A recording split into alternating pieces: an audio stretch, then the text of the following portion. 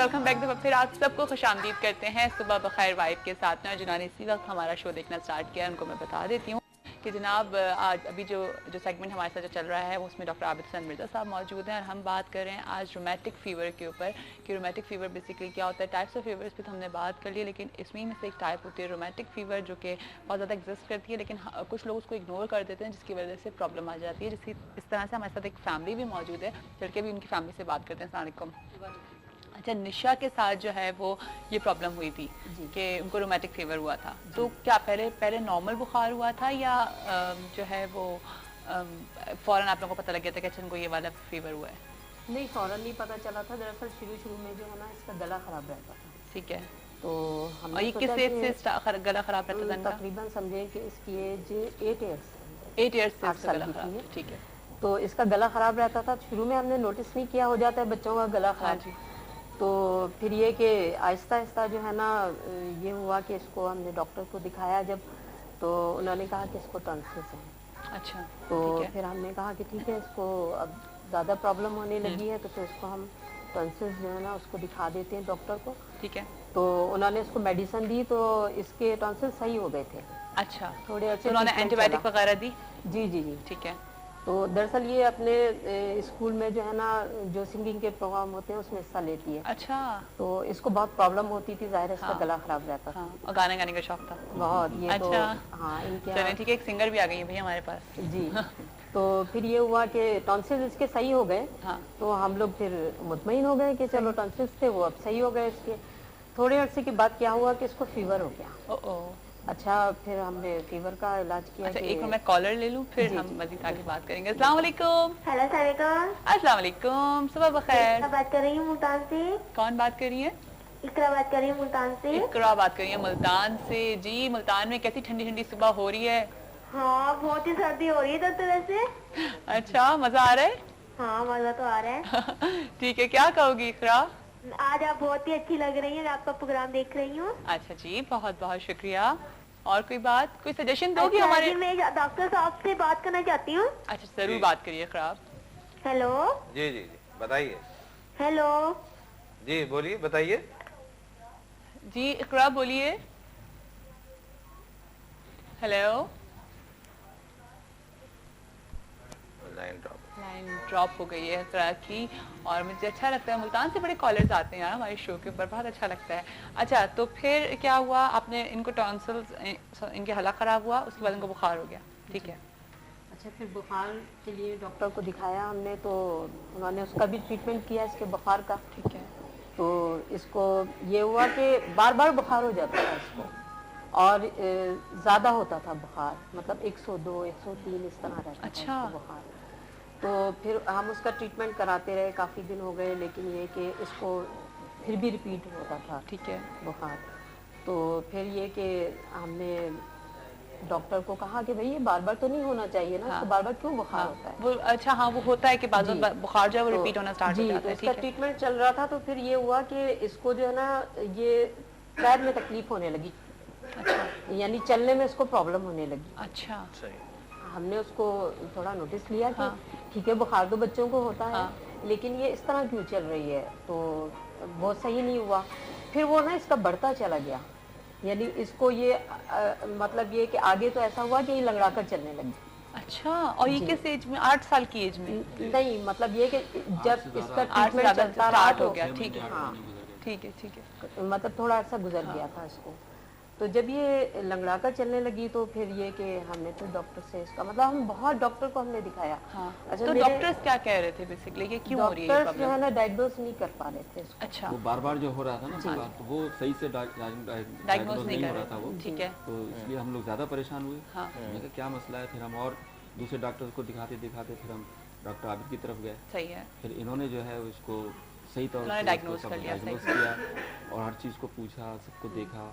फिर ये बच्ची तो डॉक्टर साहब, अगर इनको ये बुखार था तो इसमें टांगों के ऊपर भी इफेक्ट हो जाता है? बहुत ही देखिए ना, अच्छी टिपिकल फाइंडिंग है ये। एक अच्छा डायग्नोस एक डॉक्टर जो है, एक पीडियाट्रिशियन में समझता हूँ डायग्नोस को कर लेना चाहिए। देखिए, जब ये सोर थ्रोट हो, टॉन्सिल्स हो, हल्की सी कफ हो, फीवर रिपीट हो रहा हो और उसके साथ पेन, जॉइंट पेन हो रहा हो, स्पेशली जो लार्ज जॉइंट जो होते हैं, हिप जॉइंट, आपके मैं ख्याल लेफ्ट हिप में शायद पेन हुआ था बच्ची के ना, जॉइंट पेन होता हाँ, तो ये बल्कि टिपिकल फाइंडिंग आ जाती है, एक्यूट फीवर कहलाता है, एक्यूट रेमेटिक फीवर में आती है। तो मैंने इनको डायग्नोस किया, मुझे याद है इनका, तो मैंने टेस्ट कराया, इनके कुछ टेस्ट होते हैं, वो पॉजिटिव आ गए थे। हमने इनका ट्रीटमेंट दिया, ये 2 से 3 हफ्ते में रिलैक्स हो गई है।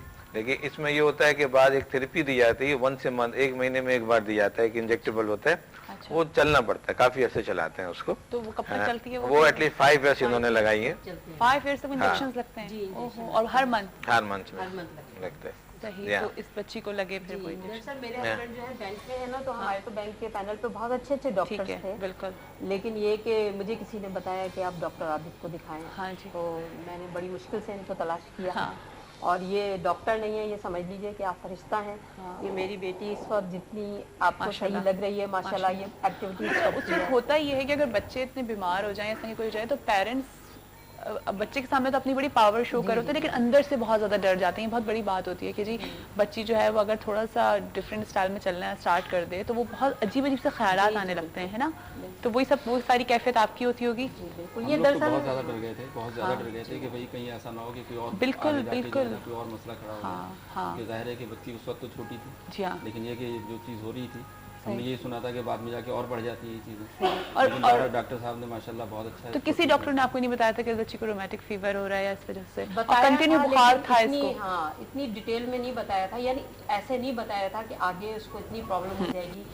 दरअसल हमें किसी ने ये बताया कि जैसे अब इसको जॉइंट पेन हो रहा है ना, तो आहिस्ता आहिस्ता क्या होता है कि फिर हार्ट के वॉल्व खराब हो जाते हैं। तो ये कि मेरी एक सिस्टर है, उनके साथ ऐसा हो चुका है और उनकी डेथ हो चुकी है कि उनको इसी तरह बिल्कुल ये था कि जॉइंट पेन था और उसके बाद उनके हार्ट के वॉल्व खराब हो गए, फिर उनकी सर्जरी हुई, लेकिन ये कि उनकी डेथ हो गई। तो उनको भी एक प्रॉब्लम थी यही चीज़? हाँ, उनको ये प्रॉब्लम थी ना, तो इस वजह से हम बहुत डर गए थे। ये छोटी बेटी है हमारी और ये एक्टिविटीज़ में बहुत हिस्सा लेती है। हाँ माशाल्लाह। तो ये कि अपने स्कूल में पढ़ने में भी बहुत तेज़ है ये। अच्छा माशाल्लाह, वो लग रही है बड़ी शार्प सी बच्ची लग रही है। अच्छा डॉक्टर साहब, क्या ये जेनेटिक प्रॉब्लम होती है या फैमिली में एग्जिस्ट कर रही होती है? देखिए, ये बीमारी जेनेटिक नहीं है, ठीक है। ये रोमेटिज्म जो होता है, ये अलग, एक्चुअली रोमेटिज्म जो है, एक रोमेटिज्म ये पूरा स्कूल एक है इनका बीमारियों का, स्कूल ऑफ डिजीज कॉल है, आई थिंक पहले डॉक्टर कॉल ले लेते हैं फिर बात करेंगे। अस्सलाम वालेकुम।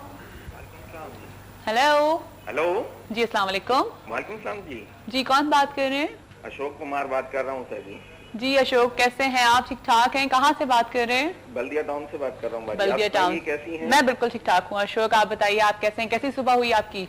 बिल्कुल बहुत जबरदस्त, फर्स्ट क्लास। आपने? चलिए जी, बहुत अच्छी बात है। क्या डॉक्टर साहब से बात करेंगे आप? जी जी, डॉक्टर साहब से बात कर रहे हैं। जी जरूर बात करें। जी अशोक साहब। अस्सलाम वालेकुम सर जी। जी जी वालेकुम सलाम। जी अशोक साहब, आपके पिछले प्रोग्राम में हाँ, भी कॉल पिछले प्रोग्राम में भी कॉल थी इनकी। जी सर जी, वो मैंने ये पूछना है कि ये रोमैटिक फीवर जो है, ये क्या इसका जो है कोई दिल से भी कनेक्शन है इसका, या दिल के जो है अंदर जाके कोई मसला होता है इसकी वजह से? क्योंकि एक तो ये है और एक इसी वजह से मैं आपको सवाल किया था कि रोमैटिक फीवर जो है एक मेरे दोस्त को हुआ था, तो उसके बाद जो है उनकी इसी चीज में जो है डेथ हुई है। ठीक है सर जी। तो मुझे जो है पता चला कि एंड में के उनके कह रहे थे कि इनके वाल्स में जो है ना कोई प्रॉब्लम हुई है। ठीक है सर जी। तो वाल बंद हुआ है शायद। सही, मैं बता। और कोई बात इसके अलावा कोई पूछना चाहते हैं? इनको हार्ट अटैक हुआ तो इसकी वजह से इनकी डेथ हुई है। तो ये फिर एंड में जब इनका मुझे पता चला तो वो डॉक्टर कह रहे थे कि इनको रोमैटिक फीवर हुआ था, जिसकी वजह से इनको जो है ना वो वाल में जो है कोई गड़बड़ हुई है, जिसकी वजह से जो है हार्ट में जाके इनका प्रॉब्लम हुआ था, तो उसकी वजह से इनकी डेथ हुई थी। अच्छा। तो मुझे ये बताइए कि इनका कोई हार्ट से कोई कनेक्शन है या कोई ये ऐसे ही डॉक्टर? अच्छा, लेकिन मुझे बताइए कि आपके दोस्त जो थे वो उनको पहले हलक उनका खराब रहता था या उनको वो बुखार उनको रहता था कंटिन्यू? कंटिन्यू तो नहीं, कि वक्त के वक्त से आ जाता था जी। अच्छा, वक्त पे आ जाता था। चलिए ठीक है जी, बहुत बहुत शुक्रिया अशोक आपकी कॉल का। सही। देखिए, ये दो मिसालें हमारे सामने मौजूद है। मैं ये कंसेप्ट पहले क्लियर कर दूं कि ये टोटल जेनेटिक बीमारी नहीं है ये। जब ये यानी एरोमेटिक फीवर को हम दो हिस्सों में डिवाइड करते हैं कि एक एक्यूट करते हैं, एक क्रॉनिक करते हैं। एक्यूट में कोई कॉम्प्लिकेशन हार्ट की इतनी जो है नहीं सामने आती, लेकिन क्रॉनिक जब हार्ट डिजीज हो जाती है, ये क्रॉनिक रोमेटिक फीवर होता है, उसमें ये वाल्व इन्वॉल्व हो जाते हैं। और ये क्रॉनिक जो हो जाती है जब हार्ट के वाइटल वाल्व और ट्रैक स्पेयर वाल्व होते हैं अंदर, वो जब इन्वॉल्व होते हैं तो ये जेनेटिक होती है। ठीक है। अब ये जेनेटिक इन्फ्लुएंस डालती है। हाँ। एक्यूट में इतना अभी तक कोई नाउ जो स्टडीज है वो नहीं है, सही है ना। तो एक तो ये मसला हो गया। दूसरी बात ये कि हर रोमेटिक फीवर क्रॉनिक नहीं होता। अच्छा, ठीक है, तो इसलिए आप सेव करें। कोई भी रोमेटिक, देखिए बच्ची मैं इसीलिए मैं लाया हूँ, ये बच्ची ये आई है हमसे मिलने, ये बताना चाहती हैं कि देखिए रोमेटिक फीवर हुआ, एज भी ग्रोइंग। अच्छा, इनकी एज जो है यूजुअली अटैक की 5 to 15 ईयर्स है। अच्छा, इस बीच में स्कूल अटैक गोइंग होता है रोमेटिक फीवर की। अच्छा। School going, main school going को हिट करता है ये रोमेटिक फीवर। Rheumatic fever. अब देखिए इन्होंने डायग्नोज कर ली, बच्ची बिल्कुल क्योर हो गई है। सही, बिल्कुल। 5 ईयर्स इसका ट्रीटमेंट होता है एक्यूट में। अच्छा। अगर कॉम्प्लिकेशन डेवलप हो गई, यानी मैटर वाल्व हो गए या कार्डाइटिस हो गया या आर्थेल्जिया हो गया, आर्थराइटिस हो गया, तो फिर इसका ट्रीटमेंट 20 ईयर्स होता है। और अगर वाल्व क्योंकि वो कंटिन्यू करेगा 5 फिर कंटिन्यू करेगा, फिर 20 ईयर्स होगा। और अगर मजीद फर्दर कॉम्प्लिकेशन में और उसमें बहुत डिले किया गया प्रोसेस में, तो फिर ये फॉर एवर ट्रीटमेंट होता है, फॉर एवर। ठीक, तो इसलिए मैंने यही टॉपिक इसलिए हमने यहाँ रखा कि ये बहुत डिजीज जो है इंतहाई डेंजरस भी है और बिल्कुल सिंपल भी है। सिंपल ये है कि आप डील कर लें, जैसे कि इन्होंने देखिए माशाल्लाह काउंसलिंग की डील कर लिया जाए। अच्छा, लेकिन डॉक्टर साहब ये क्या इसके अंदर ऐसी चीज है जो ये हमारे हार्ट को जाके जो है ना वो अटैक करती है, ये बुखार, इसमें ऐसा क्या होता है हमारे बॉडी के अंदर चेंजिंग्स आती हैं जिसकी वजह से ये हार्ट को अटैक करता है? बहुत उम्दा। देखिए आपका बिल्कुल जी। अस्सलाम वालेकुम। हेलो। अस्सलाम वालेकुम। जी अस्सलाम वालेकुम। जी मोहम्मद अली बात कर रहा हूँ कराची से। जी मोहम्मद अली साहब, कैसे हैं आप? ठीक ठाक हैं? अल्लाह का शुक्र है। ये बताइए कि इतनी सर्दी में सुबह सुबह आप लोग माशाल्लाह इतना अच्छा प्रोग्राम कर रहे हैं, सर्दी कैसी चल रही है? सर्दी बहुत अच्छी चल रही है, बड़ी शानदार चल रही है सर्दी। आप बताइए, आप लोग ज्यादा अच्छा बता सकते हैं सर्दी कैसी जा रही है। मैं जब निकला हूँ सुबह ऑफिस के लिए तो बस यूँ समझ लीजिए कि गाड़ी तक पहुँचना मुश्किल हो गया था। असल में आदि नहीं है ना कराची वाले इतनी ज्यादा सर्दी के आदि कहाँ है। तो अभी इतनी सर्दी में जो है हवा भी बहुत तेज चल रही है और कल रात में तो बहुत ज्यादा सर्दी थी। 3-4 दिन से सर्दियां चली गई हैं। हेलो जी, हाँ। क्या कहेंगे? अच्छा, मैं आपसे बात करना चाहूंगा, डॉक्टर साहब से भी बात करना चाहूंगा। जी बोले। अच्छा डॉक्टर साहब, थोड़ी सी आवाज रुक के आ रही है, बहरहाल मैं बोलते रहे। मैं ये पता करना चाह रहा था, जैसे अभी ये आप लोग बातचीत कर रहे हैं कि ये टॉन्सिल्स हुए थे, गला खराब हुआ था जी, और इसके बाद जो है हार्ट की इन्वॉल्वमेंट इसमें हो जाती है, तो एक तो ये चीज पता होनी चाहिए डॉक्टर साहब कि क्या ऐसी चीज है कि जिसकी वजह से हार्ट की इन्वॉल्वमेंट होती है, पहली बात। दूसरी बात ये कि हम कैसे रूल आउट करें, क्योंकि देखें ये जो टॉन्सिल्स वगैरह हैं, गले खराब है, जैसे मेरे बच्चे हैं, तो ये तो होता रहता है, मतलब अमूमन जो है ना घर में ये प्रॉब्लम फेस होते हैं। तो घर के लेवल के ऊपर जैसे पेरेंट्स वगैरह हैं बच्चे के, तो वो कैसे रूल आउट करें कि जी ये टॉन्सिल से बात निकल के, गले की खराबी से बात निकल के हार्ट की तरफ चली गई है। सही। तो क्या हम किसी, जब भी कोई गला खराब हो तो क्या हम किसी हार्ट स्पेशलिस्ट को भी कंसर्न करें इसके लिए? सही बात है। एक तो ये, दूसरा ये है कि कोई ऐसी साइलेंट सिम्टम लाजमी इसमें होंगी, कोई ना कोई चीज ऐसी होगी कि हमें पता लग जाए कि भाई ये चीज इस तरफ अब जा रही है, तो हम फिर उसकी केयर करना शुरू कर दें कि नहीं जी हार्ट जो टॉन्सिल होते हैं उसके साथ साथ ये होता है, और जब हार्ट की तरफ बात जाती है तो अब ये बात ना हार्ट स्पेशलिस्ट की तरफ हमें जाना है। ठीक है, चलिए ठीक है, thank you so much, thank you Mohammad Ali. अभी हम जाएंगे एक छोटी सी ब्रेक पे, ब्रेक के बाद वापस आएंगे तो मोहम्मद अली की भी सवाल का जवाब लेना है और मुझे भी ये बात जाननी है कि क्या वजह है कि रोमेटिक फीवर जो है वो हमारे हार्ट के ऊपर अटैक करता है। हमारे साथ ही रहिएगा सुबह बखैर वाइफ के साथ में। एक छोटी सी ब्रेक के बाद आपको फिर से ज्वाइन करेंगे।